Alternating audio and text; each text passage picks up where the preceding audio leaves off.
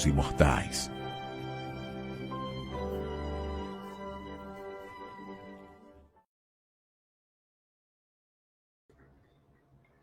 Boa noite, meus amigos e minhas amigas que nos assistem e que nos assistirão depois.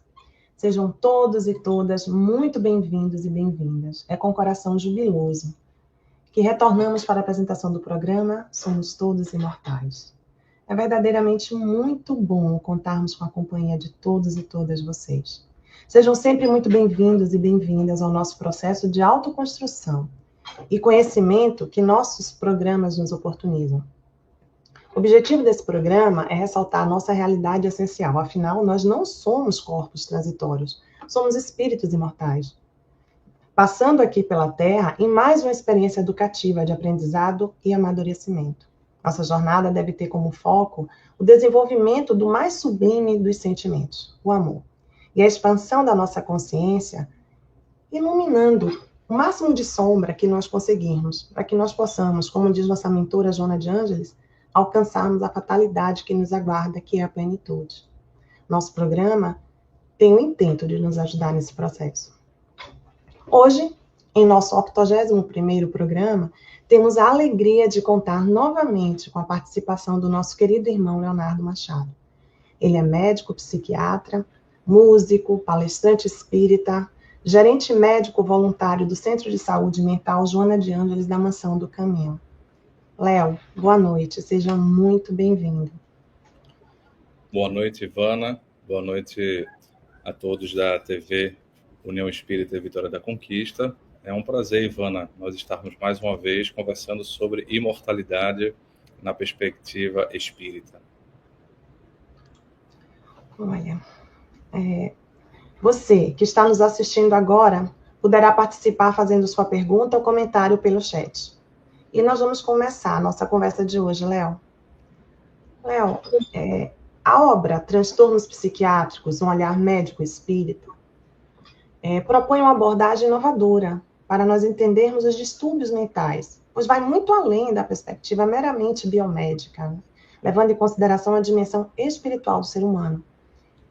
Sabemos que as causas dos transtornos psíquicos estão profundamente relacionadas a questões espirituais também. E para que tenhamos uma compreensão mais completa e eficaz dos distúrbios mentais, é necessário considerar conceitos como reencarnação, perispírito, lei de causa e efeito, a mediunidade, a obsessão, enfim. De uma maneira sucinta, poderíamos dizer que é considerar o espírito. Então, Léo, o que o levou a escrever essa obra com abordagem tão importante para a atualidade, em um momento em que a visão materialista predomina, né? Oi, Ivana. Eu nasci em uma família espírita e me recordo de um ex-residente de psiquiatria que, quando estudante de medicina, me encontrou em um evento de psiquiatria, um evento, portanto, eu seria um dos palestrantes desse evento, e ele me conhecia, mas não só da psiquiatria, também me conhecia do espiritismo, porque ele era simpatizante na época do espiritismo, e então ele tinha assistido palestras minhas na Federação Espírita Pernambucana. Então ele me acessou nesse evento, né, uma jornada pernambucana de psiquiatria, um congresso aqui de Pernambucano, me falou sobre isso tudo, e me perguntou assim: professor, eu gosto muito do espiritismo, mas tem um ponto que eu tenho uma certa dificuldade, só tem um ponto do espiritismo que eu não sei se eu acredito. E eu perguntei: qual é o ponto? Ele me falou assim: se existe ou não espírito. E aí eu achei interessante, porque esse é um ponto basilar, assim, que está na base, né? Então, se você não tem essa visão, fica difícil deduzir todas as outras: reencarnação, lei de causa e efeito, mediunidade, obsessão. E aí ele me falou: como é que o senhor sabe? Como é que o senhor tem certeza? E aí ele me perguntou se eu tinha mediunidade e tudo. Como estava no evento de psiquiatria, e eu também não conhecia ele muito bem, ainda era um estudante que me abordou pela primeira vez. Depois foi que ele se formou, foi monitor de uma cadeira minha, depois foi meu residente, aí eu conheci mais. Mas na época, então, eu fiquei assim, não, né? Eu falei que não.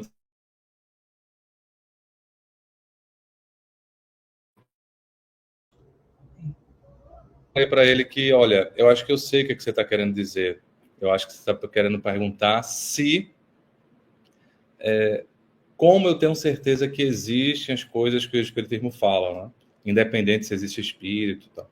Exatamente, professor, como é que o senhor tem certeza? Então eu falei para ele, olha, é uma questão interessante, porque sabe que eu não sei ver a vida de uma outra forma. Eu estou tão acostumado em ver a vida com a existência do espírito e com todas as consequências espiritualistas e espíritas que isso traz, porque eu já nasci na família espírita, faz parte da minha visão. E se não for verdade, professor? Eu falei, olha, se não for verdade, para mim foi uma boa ilusão, porque acalmou minhas angústias, e eu não vou mudar minha visão nessa existência de forma alguma, porque está sendo uma ótima ilusão. Agora, se for verdade, quando eu desencarnar, vai existir, e aí eu me matriculo na aula de espiritualismo de Freud. Porque se foi verdade, ele deve ter revisto todos os conceitos dele, e aí ele riu, nós rimos. Então, mais ou menos essa é a resposta, meu querido, porque eu não sei ver outra forma, né, que não inclua a visão espiritualista que o espiritismo traz e que parte dessa pergunta. Há espíritos, né, que, aliás, me permita, a pergunta base do primeiro capítulo, né, do capítulo que inicia o Livro dos Médiuns, que hoje, 15 de janeiro de 2025, completa 164 anos de publicação, 15 de janeiro de 1861. E veja que coisa interessante. Na obra basilar espírita, O Livro dos Espíritos, Allan Kardec não traz essa questão se existe ou não Deus. Ele já pressupõe que Deus existe e tenta ver o que seria Deus. Ele não vai perguntar Deus existe, ele pergunta se que é Deus, ou seja, ver quais são as características do divino. Porque a doutrina espírita, ela veio com uma visão, portanto, deísta, né? A gente pode classificar de forma didática. Nós temos uma visão conceitual, aqui, conceito de vida pode ser espiritualista e uma visão materialista. Do ponto de vista de conceito, a visão espiritualista acredita que existe algo além da matéria, que sobrevive. E o materialismo, não.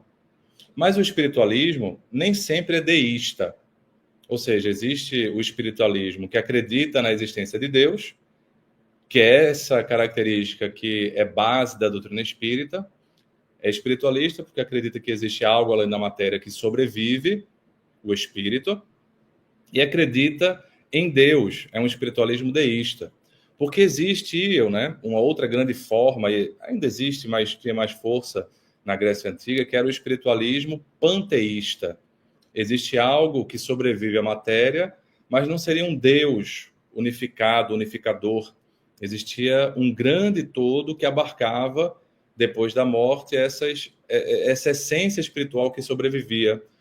E essa visão panteísta, ela teve muito força porque foi uma visão trazida, sobretudo, pelo estoicismo. Que se tem notícia, o estoicismo grego foi a primeira visão panteísta da vida e dá uma série de explicações sobre providência divina, por exemplo, sobre que as coisas acontecem para um bem, já que Deus ele está permeando tudo. Uma série de visões que acabam sendo muito parecidas com as consequências espiritualistas deístas do espiritismo. E é por isso que, em várias vezes, Allan Kardec vai explicar por que o espiritismo não consegue ser panteísta. Então, perceba que ele vai, então, pegar o Livro dos Espíritos e destinar, olha, esse livro aqui é para as pessoas que já superaram, né, essa dúvida se Deus existe ou não. É para as pessoas que vão entender que existe o espírito, o espiritualismo, né? Portanto, deísta.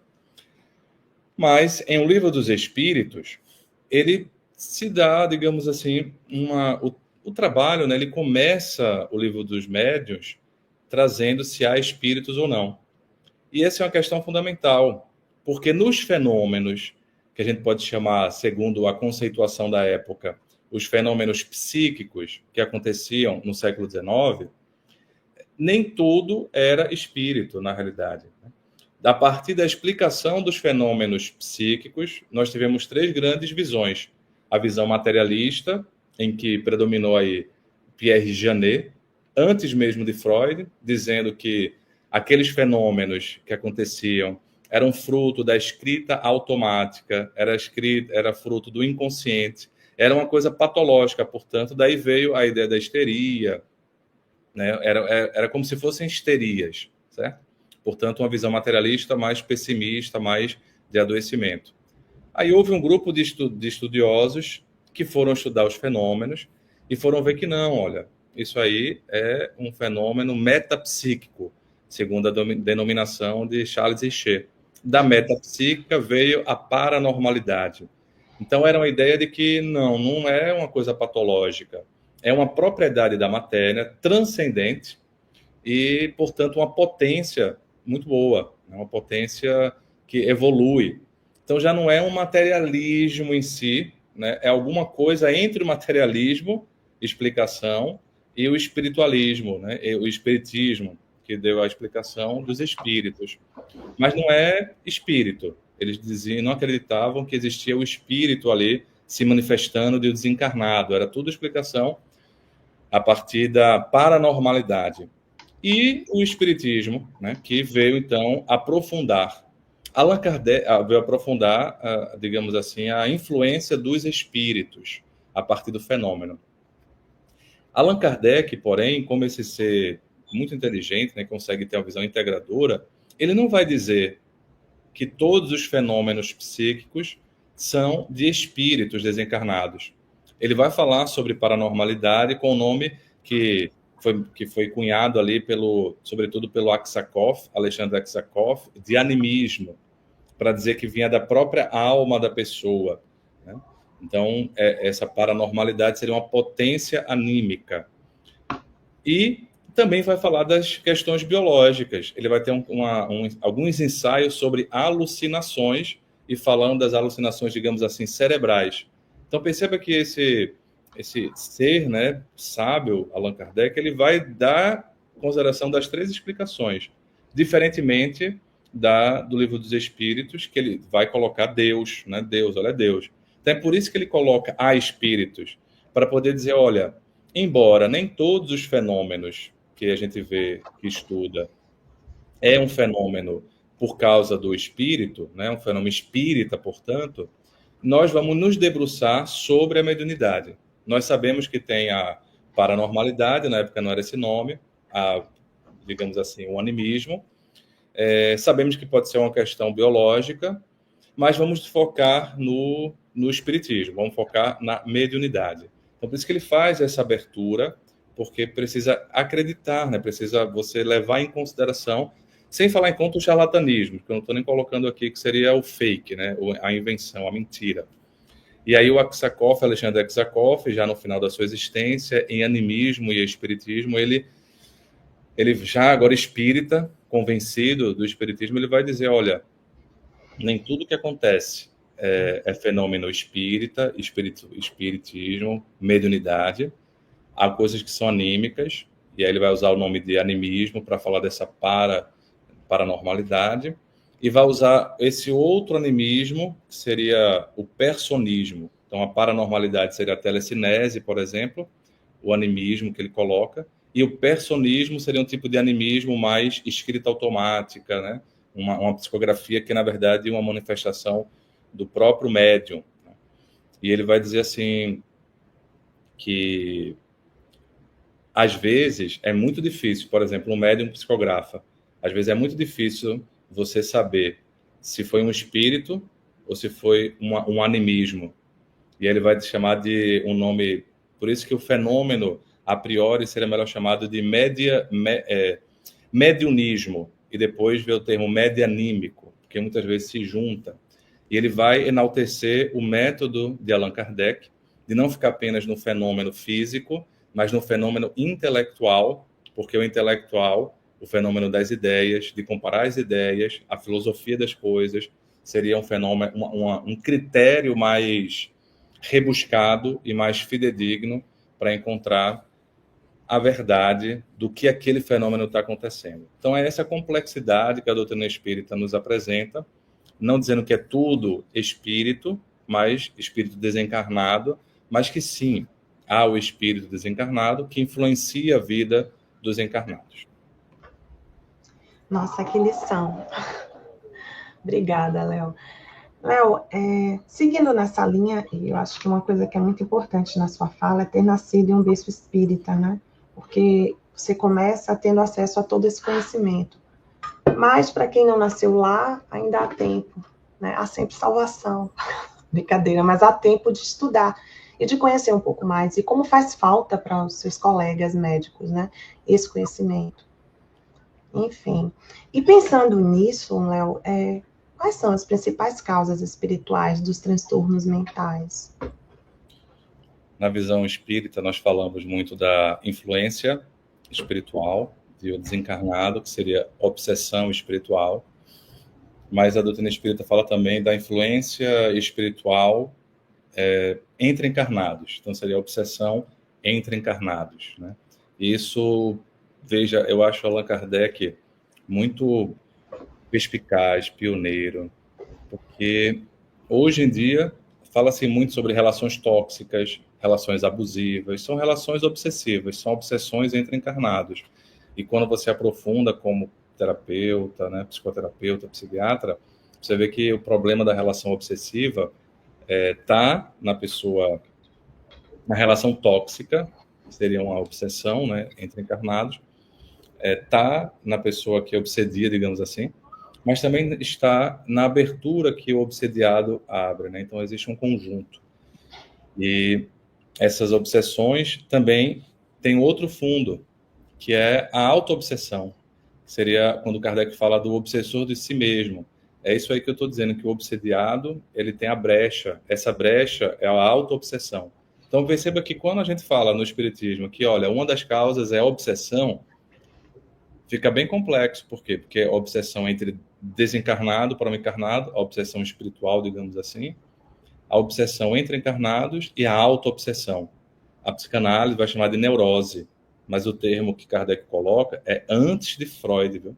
É antes de Freud, algumas décadas antes da descrição maior da neurose, que também não é bem só Freud que descreve. Você já viu ali o Pierre Janet, o Breuer, falando sobre neurose, mas ali fica mais divulgado. Mas Kardec é um pouco antes, né? Seria a auto-obsessão, um tipo de neurose. Essa é a base, essa é a base. Com isso, especialmente a auto-obsessão, com isso, vai tendo desdobramentos. Nós temos a lei de causa e efeito, gerando questões reencarnatórias.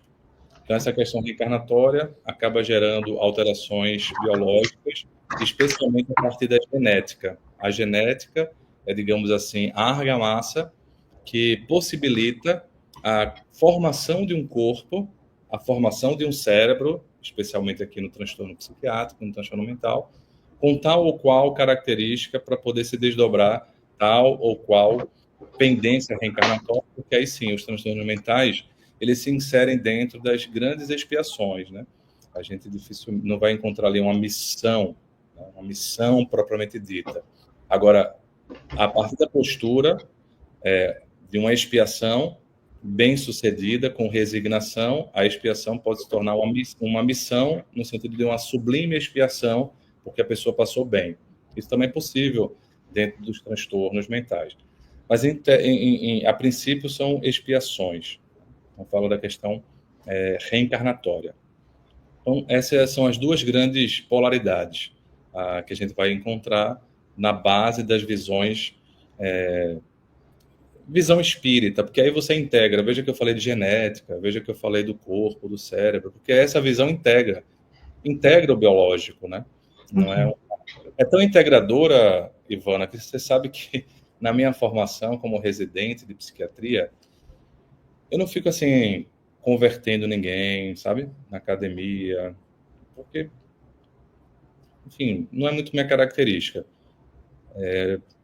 Mas as pessoas acabam sabendo, né? Que eu sou, você vê, como eu falei, um estudante, me encontrou, beleza. Então foi interessante que eu encontrei assim uma vez uma professora que era psicanalista, falando assim: você é muito materialista, meu filho, porque eu falava de gênero, eu falava de biologia, e eu falei: olha, professora, muito curioso a senhora me chamar de materialista. Foi a primeira vez que me encontrou isso, que materialista conceito, não é materialista assim de, eu tenho muito materialismo em mim, apego à matéria. Isso aí, beleza, todos nós temos um pouco, mas materialista conceito. Achei até assim interessante ela encontrar. só porque eu levava em conta o corpo, e ela não queria levar em conta o corpo. E aí uma outra professora psiquiatra, que era bem biológica, quando eu falei assim uma vez, professora, a gente lida também na psiquiatria com coisas além da neurologia, né? Porque a neurologia lida muito com o cérebro, e a gente também lida com o cérebro, mas lida assim com as relações sociais, lida com como isso impacta. Ela falou assim, você está querendo falar de quê? De psicanálise ou de espiritismo? Então, é curioso, né? Que eu já fui chamado das duas coisas. Por quê? Porque o espiritismo é uma visão integradora. E como eu tenho essa característica de integrar as visões, de fazer interfaces, às vezes, para uma pessoa que tem uma visão mais específica de uma matéria, pode achar que é... Como também já me chamaram de eclético, no sentido negativo, né? Uma pessoa fala, você é muito eclético. Não, eclético não. Eu sou integrador, né? Eu tenho uma visão espírita, mas essa visão espírita não é uma visão eclética, no sentido negativo, né? Ela não faz uma junção nesse sentido. Ela tem uma visão de base e percebe as integrações que são possíveis. Como faz diferença entender que realmente não somos corpos transitórios, né? E que essa ideia do espírito imortal vai permear toda a nossa vida, a nossa existência, as nossas doenças, enfim, todas nossas relações como um todo, né? É uma pena, assim, quando a gente não consegue integrar dessa forma. E pensando nisso, Léo, a gente, para um pouco aprofundar esse entendimento que você traz, qual seria o papel do perispírito nesses desequilíbrios psiquiátricos? Pois é, o perispírito seria o grande transmissor, né? Eu falei da genética como sendo a argamassa, né? O gene como sendo a argamassa do corpo que o espírito encontra para formar. Quando eu falo encontra, esse é um processo muito mais inconsciente, muito mais involuntário. Não é uma parte das reencarnações nossas, né? São as questões assim de outros espíritos que vão ali fazendo a engenharia genética da reencarnação. Mas eu falo encontra no sentido da relação energética. E aí o perispírito é o intermediário, né? O perispírito seria esse intermediário, esse campo de força intermediário entre o ser espiritual que somos e o corpo que nós estamos vinculados. E nesse perispírito, eu acho interessante a gente pensar numa visão da Joana de Ângeles, quando ele fica ali armazenado, né? Como se fosse o armazenamento da memória. Então você tem ali, quando fala o cérebro espiritual, seria ali mais no perispírito. Tanto que você, quando tem uma evolução espiritual grande, por exemplo, o anjo, na visão espiritual, o ser angelical, o perispírito desse ser é tão sutilizado, é tão sutil, que fica meio que amalgamado ao teor espírito, né? Nossa visão espírita, que o espírito é imaterial, porque é composto de alguma coisa totalmente diferente da matéria, do que a gente está acostumado como matéria. É composto por energia, tudo energia, ótimo, energia tudo, mas uma característica totalmente diferente da matéria que a gente está acostumado. E o perispírito, diz Allan Kardec, semimaterial. Então, se é semimaterial, é como se ele, nosso nível evolutivo, né, na nossa característica evolutiva, é como se ele tivesse algumas características do corpo. Né? Na verdade, o corpo com algumas características do perispírito. Então, faz sentido a gente pensar, né, em correlatos do nosso perispírito para o cérebro, né, para outras áreas do corpo. E aí, outras tradições religiosas. Isso aqui não é originalmente, digamos assim, do espiritismo. Mas outras tradições religiosas vão denominar de chakras.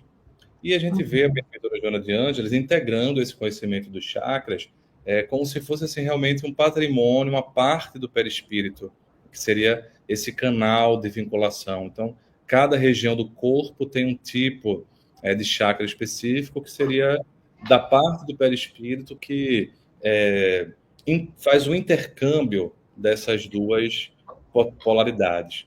Eu gosto também, Ivana, assim, de uma imagem, espírito, perispírito e matéria, né, sendo da mesma constituição energética, como se fosse assim, o espírito, a água em vapor, o perispírito a água líquida e a matéria a água gelo. Tudo é água, tudo é H2O, né? Mas a condensação das moléculas é bem diferente. De tal modo que pensar gás e gelo parece totalmente diferente a constituição, embora seja energia, mas um tipo de condensação totalmente diferente. Por isso que a gente chama de espírito imaterial, né? E perispírito semimaterial. Interessante, Léo. Continuando, Léo, de que maneira a gente poderia pensar, você começou falando sobre a questão da mediunidade, né? Como ela pode se manifestar como um fator que se relaciona a distúrbios mentais? Olha só, acho que fica mais fácil, já que eu falei de muita teoria, vamos pegar agora umas coisas mais práticas, né? Acho que fica mais fácil. Uma médium que tem transtorno bipolar, nem todo mundo que tem transtorno bipolar é mediunidade, nem todo mundo que está na fase da euforia tendo ideias de grandeza, né? Seria um médium. Não. Mas essa jovem, especificamente, ela também tem mediunidade.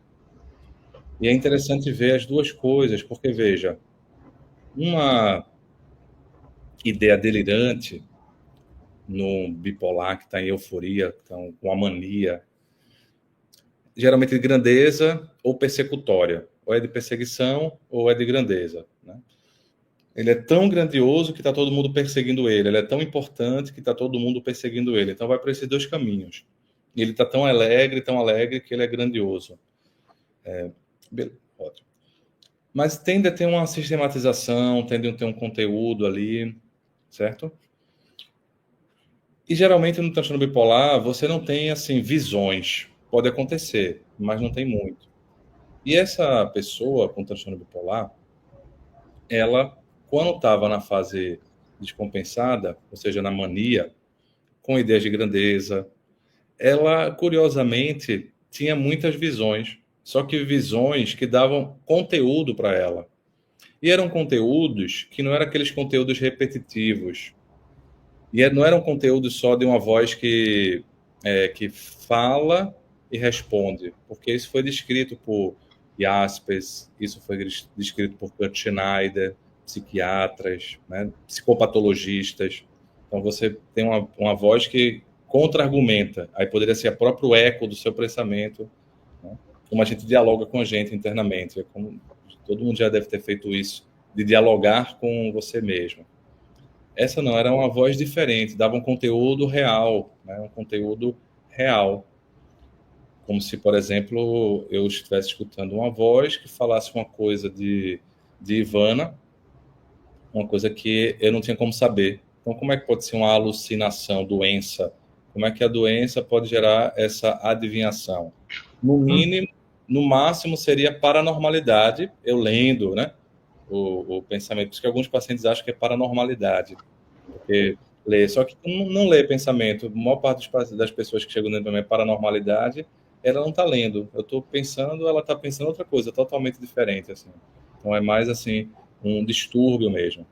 Mas ela tinha, né? Ela tinha que seria, então, o que eu falei, que a Alexandra Exakov, no livro Animismo e Espiritismo, enaltece o método de Kardec de valorizar o conteúdo intelectual, valorizar o fenômeno intelectual, que é justamente isso. Qual o conteúdo do fenômeno? Qual o conteúdo do fenômeno? Esse conteúdo bate com uma realidade que não tem como eu saber, entende?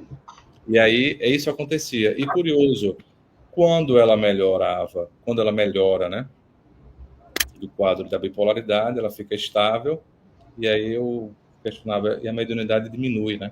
Ela, pois é, fica mais controlada, e diminui, assim, os tipos, eu não fico escutando nada, eu não fico vendo nada, fica mais a mediunidade ali, por exemplo, quando eu vou fazer uma palestra, algo do tipo.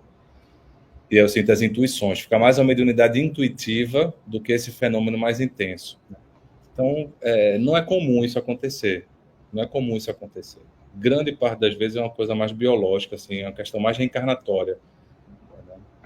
Eu até diria assim, Ivana, boa parte dos grandes diagnósticos que nós temos na psiquiatria são mais questões reencarnatórias, expiações, ou seja, o perispírito alterando o corpo, e aí entrariam muito no que Allan Kardec chama das alucinações cerebrais, as alucinações, né?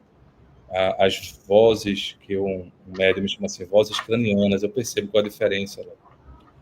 Grande parte. Agora, tem algumas vezes que o transtorno desequilibrado desequilibra também a mediunidade e aumenta algum tipo de potencialidade.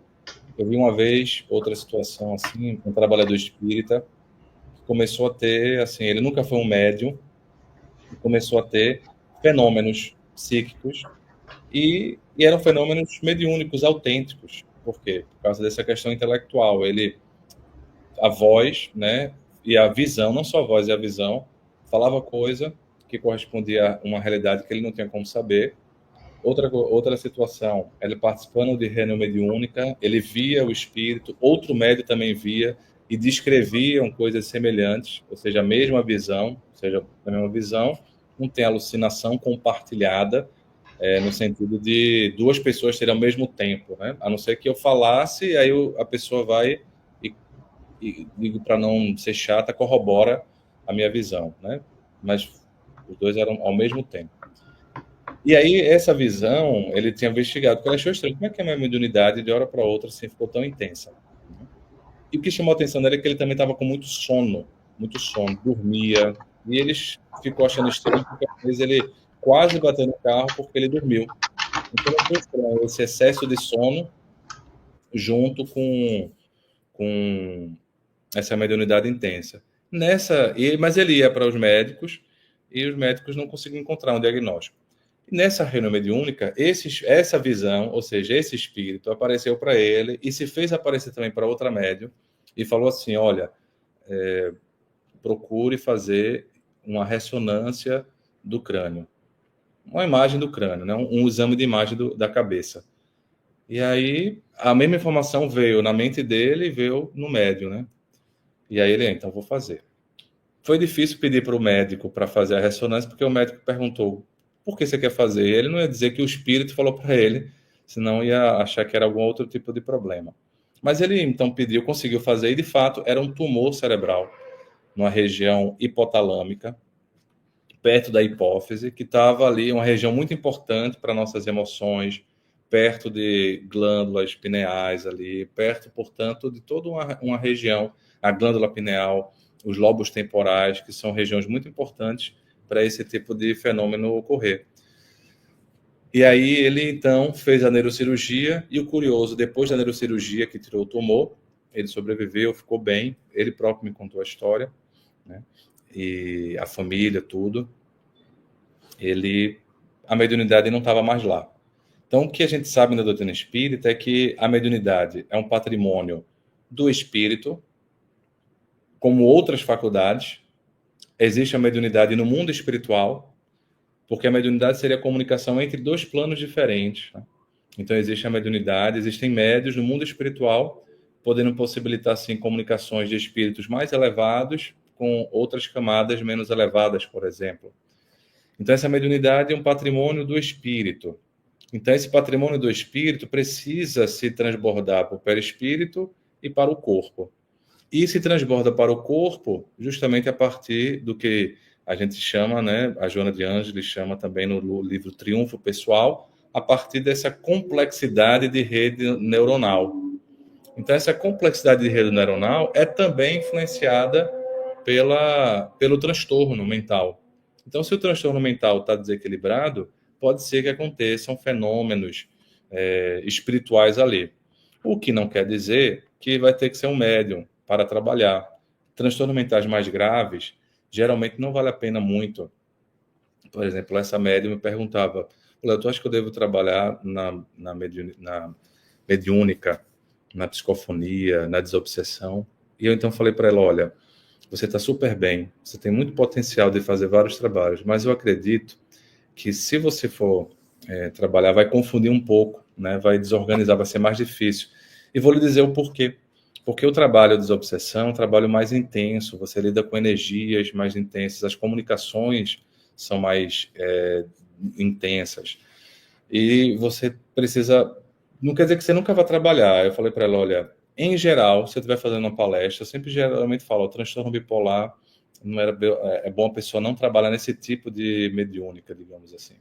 Porque geralmente eu já vi várias vezes esquizofrenia, transtorno bipolar, quadros graves assim, eles acabar se descompensando a partir da frequência na reunião mediúnica indevida por algum centro que não estava muito cauteloso. Então, eu acho que não vale a pena, vale confundir um pouco. E dei um exemplo para ela. Olha, eu quando comecei minha vida profissional, eu já desenvolvia a mediunidade, já dava mensagens psicografadas, depois descobri que algumas eram anímicas, que era uma personalidade poeta que tive, que não sabia, e dava para falar poesias. Depois é que eu descobri a identidade desse espírito, né? Porque o espírito assinava, inclusive, e era eu próprio ali, numa outra reencarnação, se manifestando no transe. E o fenômeno muito igual de uma psicografia real que outros médios puderam também constatar. Então tinha mediunidade, né? Trabalhava mediunicamente, etc. Todos os fenômenos, quando eu comecei a psicografar a primeira vez, senti meu braço, e não tinha visto isso de Valdo falando, não. Não tinha muito acesso, não era tão fácil o YouTube, não tinha tanta live, né? Então eu me lembro que eu estava no desenvolvimento e na educação mediúnica e senti o braço com algum calor e comecei então, o dirigente falou, pega um lápis, começa a escrever, e foi a partir daquela primeira vez. Então tinha fenômenos, né, mediúnicos. Tudo bem. Quando comecei a ser psiquiatra, no primeiro mês de residência médica, ou seja, no hospital, estudando para ser psiquiatra, foi interessante que o primeiro mês, todas as noites, eu acordava com desdobramento e perseguições espirituais. Acordava sufocado, acordava sendo perseguido, xingado pelos perseguidores. E foi o primeiro mês inteiro, não é exagero, foi todo dia do primeiro mês. Tanto que eu me acostumei, né? Do ponto de vista médico, seria a paralisia do sono, porque eu tentava acordar e não conseguia. Então, é aquela coisa quando você sente o corpo preso.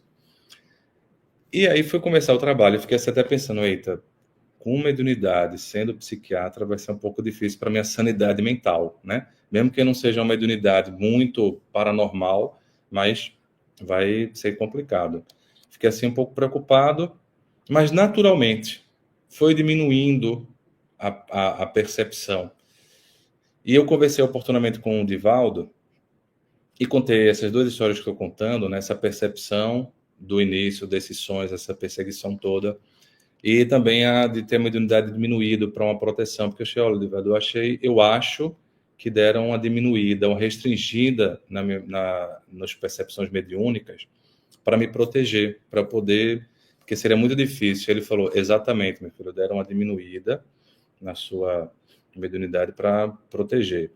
E esse o que aconteceu é porque eles falam assim, a gente tem que pegar o galinho quando está verde e quebrar logo, porque depois ele cresce e a gente não consegue quebrar. Terá uma perseguição já do início da sua trajetória.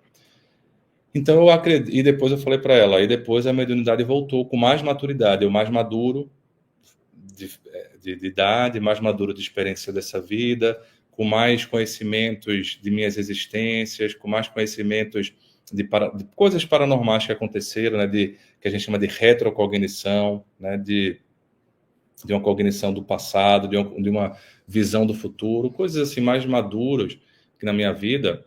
Então a mediunidade voltou a ver, né, a aumentar, e aí eu fui podendo comprovar nesse contato com um médium que confio muito, o Divaldo, né?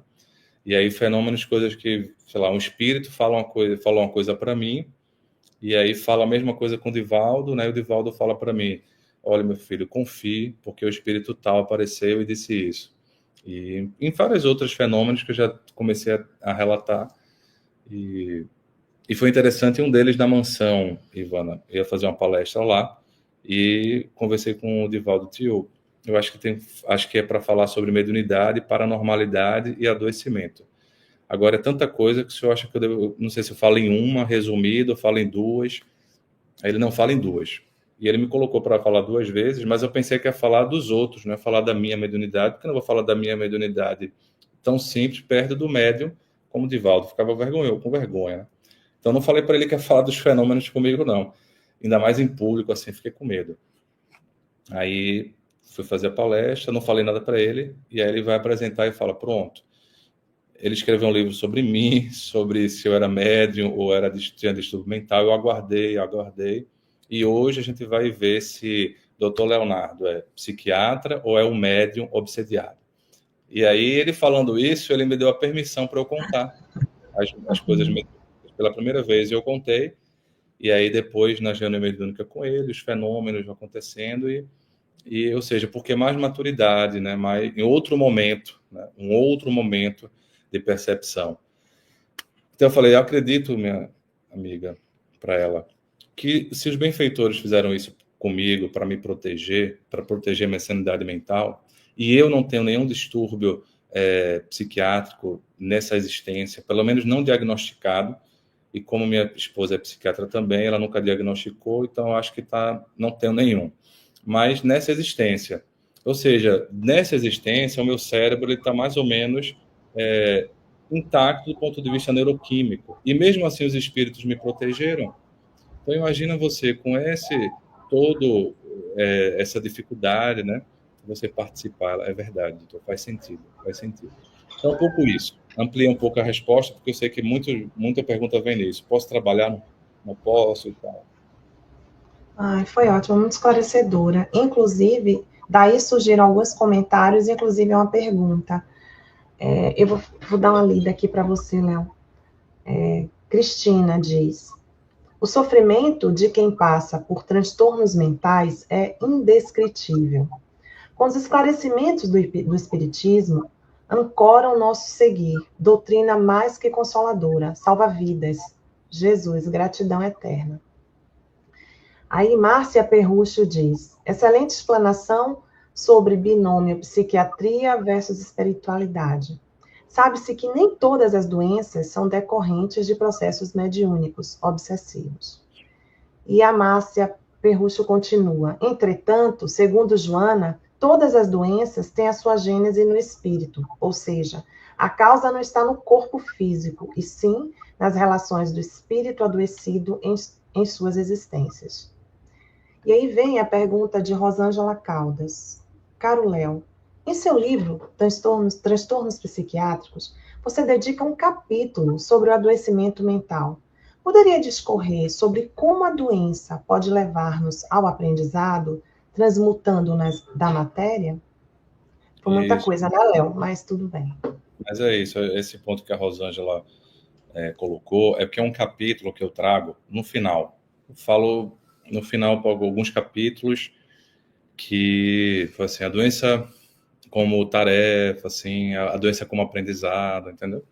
Então, eu coloco, por exemplo, que embora as doenças psiquiátricas não entrem no capítulo das missões, todo mundo pode passar, né, pode transformar a sua vida, mesmo com uma dura expiação, em uma sublime expiação, e lembrei do Victor Hugo nessa época, né? Eu coloquei lá. E a doença como aprendizado, porque toda crise traz um aprendizado. Agora, o aprendizado não é na hora da dor, entende? Na hora da dor, a gente precisa... O principal aprendizado na hora da dor é a humildade de buscar ajuda. Esse é o principal aprendizado. A humildade, a postura, né? E é um aprendizado vivencial, é um aprendizado de experiência. A gente está com tanta dor que procura ajuda. Mas depois, com o tempo, fazendo um bom processo de psicoterapia, né, um tratamento psiquiátrico, que o psiquiatra não seja só de medicar, mas possa conversar, possa fazer uma abordagem terapêutica na sua consulta, mesmo que não seja uma psicoterapia formal, vai fazendo aprendizado, assim. E aí, um fato que eu nunca me esqueço é de um jovem, na época eu pedi para contar a história dele, um jovem empresário de uma multinacional, sempre acostumado com os grandes números, nunca tinha adoecido do ponto de vista psiquiátrico e nunca imaginava que poderia. E estava com a depressão, procurou ajuda, se tratou, teve um tratamento muito exitoso, ficou muito bem, foi o primeiro episódio dele. E aí ele, perto de receber alta, né, depois de um ano de tratamento, eu então vinha fazendo colocações, abordagens terapêuticas com ele, e perguntei assim, olha, o que é que você acha que a vida te ensinou? Ou o que você pode ter aprendido ao longo desse tratamento, né? Portanto, o que é que você aprendeu com a depressão? E aí você ficou impactado. Eu falei um pouco do Viktor Frankl, que lança essa pergunta para a gente. O que é que a vida quer da gente, ao invés do que nós queremos da vida? E essa inversão da pergunta leva a uma reflexão de aprendizado. E aí ele foi falando e depois falou assim, doutor, agora eu estou entendendo. Na outra vez, doutor, eu acho que eu entendi a pergunta, porque eu estava no carro e me lembrei. Lembrei do seguinte, que minha tia, ela gostava muito de uma cantora americana, íamos para o parque com ela fechava o carro, a gente não tinha ar-condicionado no carro naquela época, e só que ela queria mostrar que tinha ar-condicionado, então ela fechava o vidro, ficava um calor bem grande dentro, mas ela botava o som lá nas alturas dessa cantora e ficava cantando, etc, etc. E eu nunca imaginei que tinha guardado essa memória como algo bom. Mas quando eu lembrei, eu fiquei tão feliz, assim, até me emocionei. E eu não costumo me emocionar. O senhor sabe, eu sou um cara dos números, dos grandes números, das grandes cifras. Não estou acostumado com isso. Mas foi tão forte a memória, eu vi que estava tão bem com essa memória, que eu voltei para casa. Quando cheguei em casa, comprei uma coletânea dessa cantora e mandei para minha tia com um recado assim, muito obrigado. E aí, quando eu mandei o recado, ela recebeu, né, depois de uma semana, etc. E quando ela recebeu, ela me ligou e falou, meu filho, eu não sabia, ela ligou emocionada, chorando, doutor. Eu não sabia que você tinha se lembrado, não sabia que você tinha ficado guardado com essa memória, que coisa bonita, muito obrigado. Nós conversamos, eu chorei, e ela falou assim, meu filho, eu não costumava ver você assim, emocionado, demonstrando afeto. E ele falou, pois é, uma coisa que eu acho que eu aprendi é que, com a depressão, é que as pequenas coisas importam, não só os grandes números, as grandes cifras, mas as pequenas coisas importam. Parece uma coisa piegas, né, doutor? Mas não é, porque eu estou sentindo isso. Então, se eu estou sentindo, não é piegas, é verdade. E tanto que, no final do ano, ele não era aqui de Recife, era de outro estado, estava transferido dessa empresa, e aqui, então, nesse Natal, vai ser o primeiro Natal aqui que eu vou chamar todo mundo. Eu já estou aqui há 2 natais, mas vai ser o primeiro Natal que eu vou chamar todo mundo aqui. E da outra vez eles ficaram hospedados no hotel, mas dessa vez vai ficar todo mundo lá em casa, a casa é grande, e vamos fazer um Natal diferente. Todo mundo está espantado, mas eu estou tão bem, minha esposa vê como eu estou tão tranquilo. E se tem algum aprendizado que eu pude fazer foi isso, foi valorizar as pequenas coisas, os pequenos momentos, os pequenos números, porque eles importam muito. E quando a gente está deprimido, doutor, a gente não sente, né? Não sente alegria, não sente prazer. E eu consegui dar valor aos pequenos prazeres da vida. Então, são aprendizados simples, mas importantíssimos, como esse, que a gente pode fazer ao longo de adoecimentos, mas não é na hora H. Na hora H, eu acho que o principal adoecimento é a postura de humildade. E essa postura de humildade, de manter um tratamento até o final, de se reconhecer precisando, pode ampliar os aprendizados para outros e transformar as nossas vidas mesmo. De fato, como diz Jung, a doença, o sintoma é uma bênção, né? A questão é saber lidar com ele e tirar dele o aprendizado que é necessário para a evolução da alma, né? E aí, como você disse, acho que é perfeito a pessoa ter humildade no momento para lidar com a dor e não desesperar, ou o que é pior, né? Que é ficar na revolta, que não vai ser produtivo, né? Léo, nós temos uma outra pergunta da Maria José Nunes. Ela diz assim: existe a possibilidade da mediunidade se manifestar em pessoas com lesões cerebrais? Se sim, quais as vantagens dessa manifestação? Geralmente, quando acontece, são manifestações mais que geram mais sofrimento, assim, né? São mais manifestações obsessivas do que manifestações de benfeitores. Por isso que é algo muito interessante a gente pensar na proteção espiritual que essa pessoa precisa do ambiente familiar. Né? Porque quando a pessoa está com uma lesão cerebral grave, né, uma lesão, aí são várias, inclusive a demência, que seria até o mais comum. Ele não está com a sua capacidade de filtrar pensamentos, porque a gente fala assim, olha, o que vai nos proteger são os pensamentos, mas imagina uma pessoa com Alzheimer já avançado, ele não está, né? Ou então uma paralisia cerebral grave, uma deficiência intelectual grave, ele não vai ter ali o filtro que nós precisamos ter com o nosso pensamento. Então ele vai ser mais, digamos assim, mais esponja das energias do ambiente. E aí a necessidade da família ser esse filtro, e às vezes você vai ver assim os próprios benfeitores amigos designados para proteger o ambiente. Então, as manifestações são mais de sofrimento e aí acabam sendo quadros mais expiatórios. Por isso que a gente precisa, né, de uma ajuda familiar, tratar a família para diminuir esse sofrimento. Porque a expiação já está acontecendo. A expiação já está acontecendo com a própria doença. Esse aí seria um agravamento devido às dificuldades. E aí a família é convocada para esse tipo de ajuda do filtro espiritual energético do ambiente. Interessante, Léo. Léo, como a gente está chegando no finalzinho, mas acho que vai dar para a gente fazer uma perguntinha. E eu penso nessa.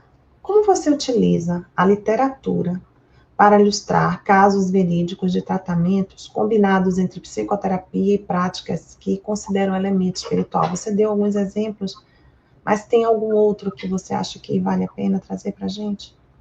Tem vários. E aí o que eu faço sempre é esse cuidado com a história da pessoa, e para não identificar as pessoas, mesmo quando são histórias, porque nem sempre são histórias de pessoas que eu atendi, são histórias de pessoas que eu conheci no movimento espírita, que me contam, e eu geralmente peço a permissão para dialogar, né? Porque acaba servindo de um ensinamento para nós outros. E o que eu tenho pensado muito,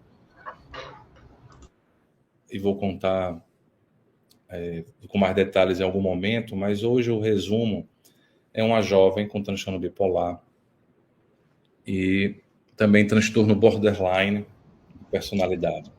O borderline, a personalidade borderline, traz um vazio muito grande. As pessoas que têm uma característica borderline têm um vazio existencial muito grande. E essa foi a história dessa pessoa, né? Ela tem uma visão espiritualista, gostava muito do budismo, gostava do espiritismo. Então tem essa crença em Deus que ajudou muito para que ela não cometesse suicídio. Mas, apesar de não cometer o suicídio, ela sentia uma tristeza, um vazio, uma falta de vontade das coisas. E era um esforço grande, sempre uma tristeza grande, embora o transtorno bipolar fosse controlado. Depois de muito tempo, né, ela teve uma situação que acho que vale a pena narrar, em que ela teve uma sensação de que estava sendo liberada por Deus para morrer. E ela falou assim, olha, foi uma sensação tão clara que, então, ela cometeu uma tentativa, e foi uma tentativa muito grave, de todas as que aconteceram, ela via muito bem, veja que coisa curiosa, ela não estava no estado de euforia, de ter depressão, ela já estava bem, muito bem, estava controlado. E por isso que impactou a todos, espantou a todos. Então ela sentiu assim, Deus me liberou. Ela sentiu liberada, né? Como se tivesse acabado a expiação dela. E depois ela, então, entendeu que talvez tivesse sido, depois que ela não deu certo, ela continuou viva, se arrependeu, mas ficou encucada. Léo, eu senti tranquilidade. E eu falei, pois é isso que acontece muitas vezes em tentativas de suicídio que acabam conseguindo, a pessoa se sente liberada, sente uma paz. O próprio Divaldo Franco,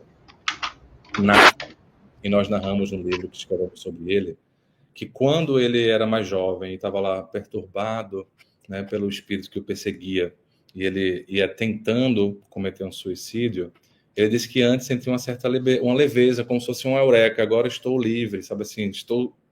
Então é interessante essa sensação, porque grande parte das vezes, o suicídio tem ali uma obsessão, grande parte das vezes a pessoa é suicidada, digamos assim, porque tem uma influência. E essa influência, às vezes, vai dar essa sensação de bem-estar, de um êxtase, de uma certa euforia, para a pessoa ter coragem de tentar. Então, ela entendeu isso, explicou ela que coisa, né? Que eu senti isso. Pois bem, o tempo passou um pouco, não muito tempo, e ela teve um AVC, um acidente vascular encefálico grave, uma menina jovem ainda. E esse AVC quase fez com que ela morresse, né? Quase que ela desencarna. Foi um AVC isquêmico, que depois transformou para hemorrágico, ela ficou na UTI. E quando ela acabou, não morreu, né? Sobreviveu, mas o medo de todos nós era que, olha, se com o corpo intacto, ela tinha essa tristeza da alma, com o corpo com várias sequelas, ela vai ter uma tristeza maior ainda. Era o que todo mundo estava esperando. Mas, surpreendentemente, ela ganhou uma energia, uma vitalidade e uma alegria que eu nunca vi. E nem a mãe. A mãe, com uma fé muito grande, uma vez estávamos nós três conversando, ela falou assim, Léo, com muita dificuldade, né? Eu estou orando a Deus todo dia para Ele me deixar recuperar o movimento da minha mão. Ele vai me deixar. E com alegria, voltou a encontrar amigas, coisa que ela não fazia há 10 anos, pelo menos. Ela não saía com amigas. Era uma vida muito isolada, né? E aí a mãe falou, doutor, que coisa curiosa, porque eu estou vendo minha filha outra. Eu nunca vi fulana com alegria desse jeito. E veja, ela estava com o cérebro lesionado, então ela estava com euforia. Não estava com euforia, porque ela continuou em tratamento psiquiátrico, o transtorno bipolar continuou controlado. O que é que aconteceu? Né? Conversávamos eu e a mãe e falávamos assim, eu falei, olha, a vida tem caminhos muito curiosos, né? O espírito dela curou, né? A tristeza da alma curou. Se a gente pensar do ponto de vista materialista, não tem como ela sentir essa alegria, uma socialização, uma esperança, uma tranquilidade. Por quê? Vamos pensar assim. Vamos pensar. O cérebro dela totalmente danificado, muito danificado, foi uma lesão extensa, muito mais danificado do que antes. Então, como é que um cérebro antes, sem dano neuronal, não sentia felicidade? Vamos pensar uma visão materialista, tá? Esqueça o espírito, pense na matéria. O cérebro é o produtor de tudo. Como é que um cérebro que está mais danificado consegue sentir alegria, esperança, socialização, funcionar socialmente melhor do que, apesar de fisicamente com sequela, mas funcionando socialmente melhor do que um cérebro saudável, intacto? Mas aqui tinha depressão. Continua aqui. Era para continuar pior, porque se a lesão está pior, era para continuar pior. Agora vamos pensar a doença. Bipolaridade, né? Dos dois lados. As duas vezes tratada a bipolaridade. Aqui estava tratada, controlada, mas a alma dela sentia essa angústia, essa dor. Então a mãe falava assim, doutor... Aí eu falei, pois é, não tem como não acreditar em espírito. Porque o que modificou? O espírito dela. Ela se modificou. O cérebro se modificou para pior. A doença não está descontrolada. A doença está controlada, porque ela podia estar eufórica. Mas ela está tratada. Mas antes também ela estava tratada, estava bem. Ela vinha bem do ponto de vista da doença. Agora, a alma, acontecendo alguma transformação, esse período de expiação na UTI foram meses, ela volta com uma alegria e uma esperança. E, de fato, às vezes, quando a gente passa por uma grande expiação, né, uma existência, parece que as outras coisas tomam um peso menor na nossa alma. Então, esse é um grande exemplo de que tem que ter alguma coisa na nossa caixa orgânica que transcenda essa caixa orgânica para explicar situações dessa natureza do ponto de vista técnico também. Então, acho que o espiritismo, concordo com os comentários, me perguntam muitas vezes assim, Ivana, Qual a principal contribuição para você que é espírita e psiquiatra do espiritismo? A principal contribuição numa live aqui vai ser o quê? Essas interfaces técnicas, né? Os conceitos e tal. Mas na minha vida não é isso, não. Na minha vida é a esperança perene que o espiritismo dá na minha alma, no meu ser. Porque a gente vê tanta dor, tanto problema, tanta coisa, né? Muitas coisas que a gente vê assim, poxa, o pior do ser humano a gente vai encontrando das histórias que geram o adoecimento. Não pelo adoecimento o pior do ser humano, não. As histórias de traumas, de abusos, de tantas coisas que levam ao adoecimento. Mas aí a gente tem a doutrina espírita que sabe de reencarnação, sabe da lei de causa e efeito, e exemplo como essa jovem dá claramente para entender, né, que, como diz Joana de Ângeles, um espírito amigo, a dor é uma bênção que Deus envia aos seus eleitos. Não é que a gente goste da dor, mas é porque é um mecanismo extremamente eficaz para projetar curas a longo prazo. A mãe espírita, a filha espiritualista, a mãe espírita, voltou a frequentar, curiosamente descobriu a história, um pouco da minha história reencarnatória, falou assim, mas meu doutor, né, que coisa, então quer dizer que na outra reencarnação minha filha vai poder vir saudável, bem e feliz como o Senhor? E eu falei, se Deus quiser. Essa é a visão espírita. É uma visão de várias existências. O que acontece hoje repercute no amanhã, não só com os broncas, não só com os problemas, mas a cura de hoje, em meio à doença, repercute no bem-estar de amanhã. Não é só a perturbação que repercute, é também a cura que nós conseguimos em uma existência, a cura da alma, né? A alma que vai se curando ao longo do processo reencarnatório. Esse é um ponto importantíssimo da gente pensar dentro da explicação espírita, que nos dá esperança, a mim, enquanto psiquiatra, a todos os outros profissionais, colegas e as pessoas que passam por essas situações. Léo, obrigada. De fato, é consoladora, né? Léo, a gente está com o horáriozinho apertado, mas eu queria ler o comentário da Cristina e te fazer uma última pergunta. Cristina diz, estarmos atentos é preciso. Existem situações em que o transtornado assim não se vê. Não pede ajuda por não entender seus comportamentos alterados. Os cuidadores são essenciais no tratamento. E a pergunta, Léo, é a seguinte, a reencarnação é uma chave importante para nós entendermos as origens espirituais dos transtornos mentais? Fundamental. Se você pegar só a explicação obsessão, entenderia parcialmente. Com a explicação reencarnação, aí a gente consegue entender o conjunto. Até porque as próprias obsessões, essas obsessões que a gente está falando, né? Aqui, vejam que são questões reencarnatórias. Esses perseguidores que eu estou falando, não são perseguidores que eu tive, né? Não são de coisas dessa vida, por broncas que eu cometi, não. Mas só são perseguidores do bem, não é? Era até bom. É perseguidor do bem, assim, no sentido, persegue o bem, aí como eu estou tentando fazer o bem, me persegue e tal. Era bom que fosse só isso, mas infelizmente não é só isso, não. É a nossa reencarnação, são as nossas reencarnações, são as nossas broncas do passado. Então, até as obsessões mais pesadas, mais duradouras, sabe? As obsessões de encarnados, porque às vezes a obsessão é tão grave, tão problemática, que Deus possibilita reencarnar junto.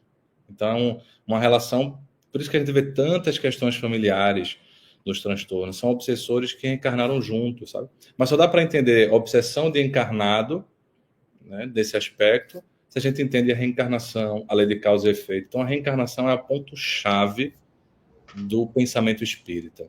E aí, mais uma vez, eu louvo Allan Kardec, porque ele teve a coragem, a sapiência de colocar a reencarnação como sendo um ponto básico, basilar da doutrina espírita. Nesses fenômenos psíquicos do século XIX, muitos não acreditavam em reencarnação, porque como eram fenômenos físicos, materialização, sabe, mesas que giravam, o conteúdo intelectual não era tão grande. Então, os ensinamentos intelectuais não eram tão grandes.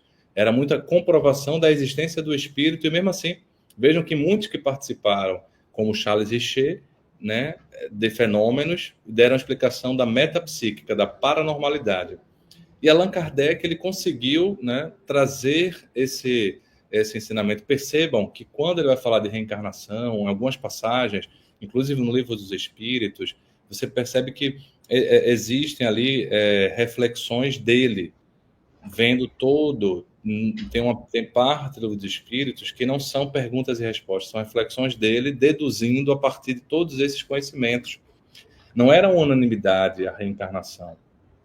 Por exemplo, o que eu já citei, Alexander Aksakoff, no início ele não acreditava em reencarnação, porque, assim, não é que ele não acreditasse, ele ficava na dúvida, porque nem todos os espíritos se comunicavam, os espíritos na Inglaterra não se comunicavam, e existiam muitos médiuns muito potentes na Inglaterra, como Daniel Douglas Home, que apesar de ser médio, não acreditava em reencarnação. Então, reencarnação, Arthur Conan Doyle, ele coloca até como sendo uma diferença ali entre o espiritismo francês de Kardec e o espiritualismo francês de Kardec, que ele chama, e o espiritualismo dos outros, né? Que não fala da reencarnação.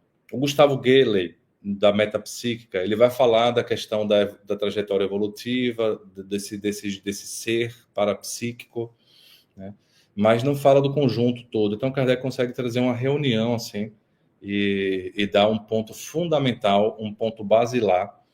Não é à toa que você tem grandes obras mediúnicas trazendo romances que falam sobre reencarnação, falam exemplos, porque aí fica um exemplo prático de a gente ter uma tangibilidade desse conceito. Uma dificuldade de comprovar, às vezes, reencarnação também, Ivana, diferentemente do fenômeno psíquico que media, é porque, vamos supor, uma pessoa lembra da história dele de vida, de outra reencarnação. Às vezes, a história que ele lembra não bate com a história oficial, porque, às vezes, foram crimes hediondos que passaram batidos. Ele sofreu o crime, mas o personagem lá conseguiu encobrir, o outro, o inimigo, digamos assim, conseguiu encobrir. E, às vezes, não bate. Então, é uma dificuldade conseguir pesquisar cientificamente reencarnação, mas é um ponto basilar da nossa doutrina para entender também os transtornos mentais, e não só o transtorno mental, as doenças crônicas como um todo, as doenças graves, hanseníase, tuberculose na época anterior, né? E várias doenças aí a gente pode entender do ponto de vista reencarnatório.